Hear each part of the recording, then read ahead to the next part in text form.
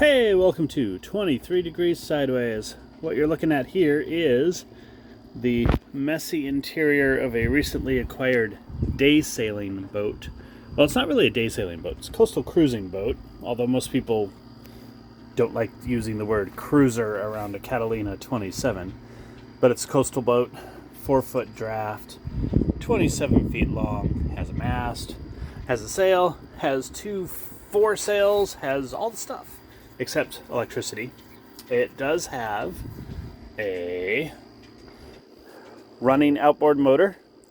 That's a really nice addition to this one. Over there in the background you can see 7 Bells, our Tartan 34. What's going on here is that we have a need to get out on the water and sail on a regular basis. Very easy sailing boat, while we are working on the bigger projects on 7 Bells. Now, one of the projects on 7 Bells, of course, is the engine. And the engine's proving to be cantankerous. I have not got it in anything near a running condition yet, and we might be swapping it out for another Atomic 4. We might repower, I might decide to go electric. I would like to do an exterior mount electric. I'd like to do poles with pods if I do electric. And there's a way to do that. And the main problem, besides money, because that's without counting batteries, to get the power that I think we might need, that's 2 4-kilowatt pods, one on each part of the side of the stern. So if I was on this boat, it would be here and here. Even with the trim hull, that's probably what we need. With the hydraulic lifts and everything used, I'm probably looking at about $6,000 for used components, and that's motor controllers. That doesn't count a battery system. That's a lot of money. Of course, getting a new Atomic 4 from Moyer, not new, but rebuilt from Moyer, would be about $5,000. I can probably get a motor into a used motor, if I find one that runs and everything. I'll probably get one in for half that, including some labor help. I don't know how much labor help, but that's like, as a budget level, that's kind of it's a piece. But yeah, that's a lot to think about, and that's the big thing on the Tartan that keeps us from wanting to just jump out in the slip for morning coffee runs. That, and of course, this is your house. You've got size, you've got stuff to deal with when you're dealing with weather, like boom tents and such. It's common to say that 98% of the time that a cruiser spends on their boat, they're spending at anchor or at dock. And it's pretty true. So if you want a day sailor, it may not be your cruising boat. It may not be the boat that you live on. And that's also okay. The goal of the cruising boat, the live-aboard boat, and I think that this should apply to all live-aboards at some level, in some point. The goal is to be able to leave in a couple of hours, to be able to go and to actually go do that. That's a big deal, Now, I'm not opposed, and I recommend to people quite often that they just, if they want to live aboard and they want to get into the scene or whatever, they want to get into the vibe, they want to have the boat by the sea as a cottage concept, then go get the Carver 32 with the blown gas engines that's never going to go anywhere again. And, either start stripping them out so that some idealistic hippie in the future can try to put in an electric, or, WD-40 it all and ignore it and just live on it until you have something better. Because you pass it down to the next person on the line. There are plenty of power boats, trawlers out there You know, not the one that we're looking at, because that one goes really well. But there are plenty of trawlers out there that are never going to move again and are functionally houseboats. And there's nothing wrong with going ahead and treating it like a houseboat and, you know, making the shift. No problem. That's fine. But I really think that at some point, if you're not treating the trawler like a houseboat, you need a boat. Living on a boat means living on a boat, and that means shippy stuff, like making sure that the rigging goes up, making sure that the lines are coiled, making sure that stuff gets taken care of. You know, we have temporary dock lines here because we haven't figured out exactly how we're doing our slip yet, but you know, keep it neat. That is quite the seat cushion coil, but keep it neat. So this boat, our little Catalina 27 here, is actually bigger than I wanted for a day sailor. I was really looking at a South Coast 23, 24 is really what they are. An old Alberg design with a full keel and very small, no standing headroom, just a V-berth inside, and it really, really interesting stuff. Really great sailing boat. We took a test sail on it, and it's a fun little boat for training, and very, very light rigging, very light to handle just because it's so small. And the deal just didn't work out right. This ended up being a little bit cheaper in the end, and the engine is sorted out. The engine was having a little bit of issue at first, which is one reason the price came down so much, but I've got it figured out for now. It's reliable right now, so I can go take this out. It's a little harder to take out than a 23 that weighs half as much, and that's, you know, that basically that's all there is to that. I would have preferred something slightly smaller for the day sailing concept.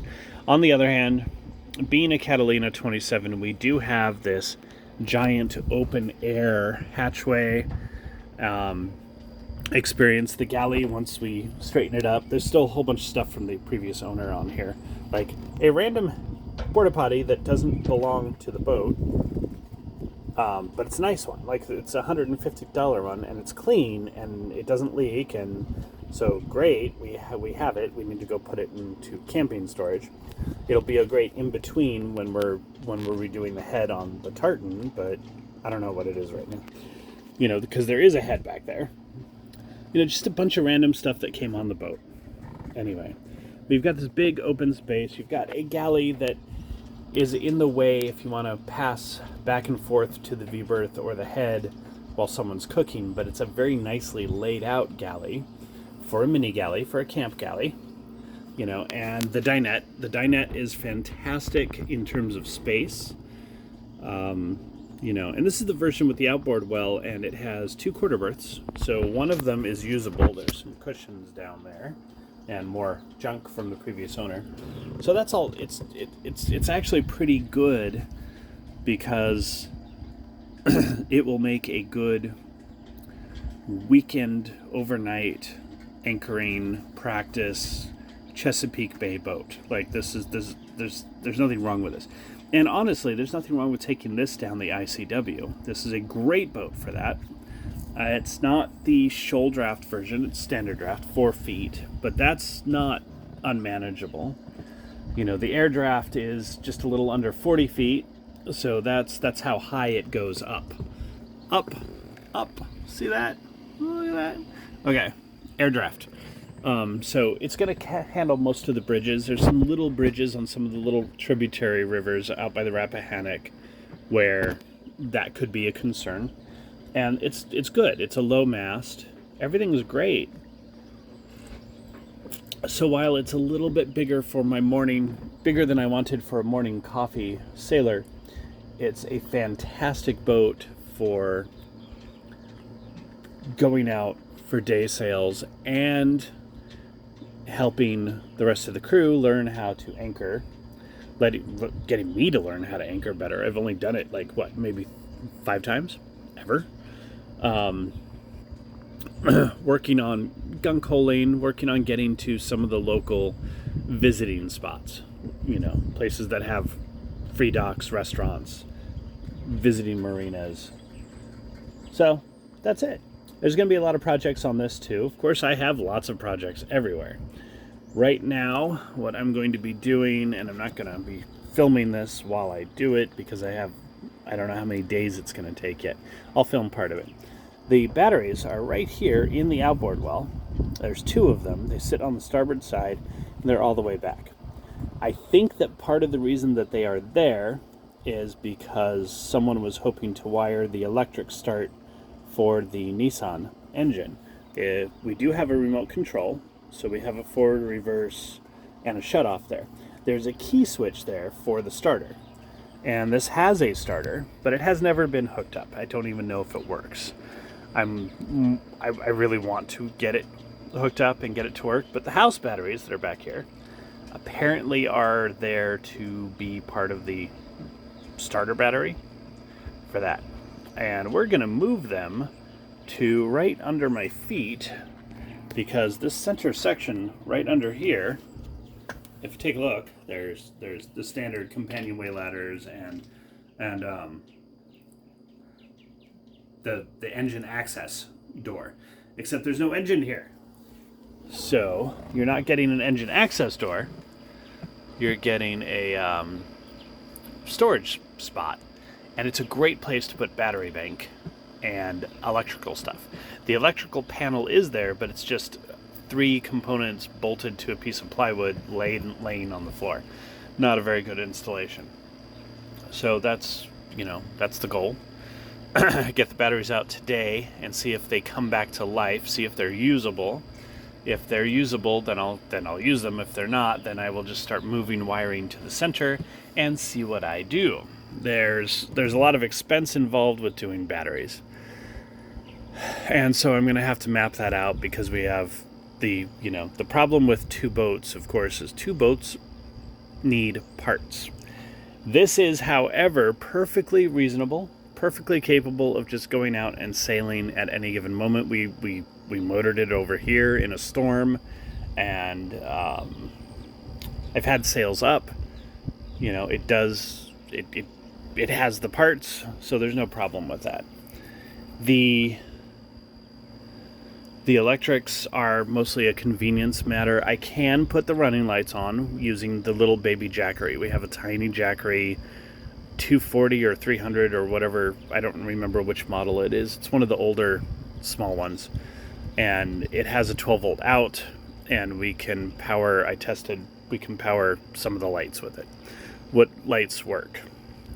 So I don't have a problem with that. We have a handheld radio. There's actually nothing else we need to have to run this boat. So there's no necessity there. Now, if I want to take this out to anchor overnight, then having some cabin lights would be nice. And I do want to do the work. I want to do the work on this partly because I think it's going to be easy and give me a little bit of flow or experience in the newer styles of non-shore powered power that I want to get to convert the tartan. So 7 Bells, the tartan, has a shore power system that I don't like. It's from the 70s. It's old. It doesn't have the modern breakers or anything. I've got I do have some safety hacks in there, but it's not a really good AC system. I was thinking of not having a dual power system and just having the AC on the tartan run a battery charger, and then running everything else off of the battery bank. Everything except the air conditioner that you can probably hear in the background because the fan part is running. Everything except the air conditioner on the tartan we already run off of 12 volt. All the lights are 12 volt. All the charging for phones and laptops is off of 12 volt. So there's no real need to run an AC backbone except for a couple of outlets. And I just want to keep that, I think I'm going to keep that as simple as possible and make the boat as much as possible a 12 volt boat. This boat, I may not even have a shore power hookup at all. In the end, while I'm not going to rely on the generator alternator of the 4-stroke engine, I think that a couple of solar panels will do everything that this boat needs once we get there. You know, solar panels is a little ways down the road. Because this is an outboard well version, we don't have any stern pulpit. We have no stern metal at all. And the boom does end at a place where I could put a small baby solar arch on that would provide me with a little bit of stern rail. And we'll see how that goes, because I'm not sure. You know, we have the divided backstay to deal with, and we have the rear traveler to deal with. There's a lot to deal with back there. So maybe in the future. It's not something that I'm worried about right this moment, because right this moment the only thing this needs to do is go in and out of the slip. So I need to get the dock lines sorted out to my satisfaction, get in and out of the slip, and have the sails go up and down. And that's really all we're looking at. And that's pretty easy. The cleanup and the interior work and the little projects are very low drama, low importance level on this. So that's going to make it fun to do. You know, we've even floated the idea in our heads of making this into a little bit of a seafaring fantasy. That's the politically correct word for pirate boat. You know, get a little bit of decoration up there. That's it. It's kind of just a morning. This is a morning talk. This is not really a very good technical video, but we will get to that as we go. But my problem with the technical videos right now is getting the camera set up and the timing, and we're in the middle of a heat wave, so that's just part of what's going on. So it's just too hot to go out in the middle of the day and show you the deep cleaning and care and maintenance of the alcohol stove, because who wants to do that in full sun at 100 degrees with 90% humidity? It's just no fun.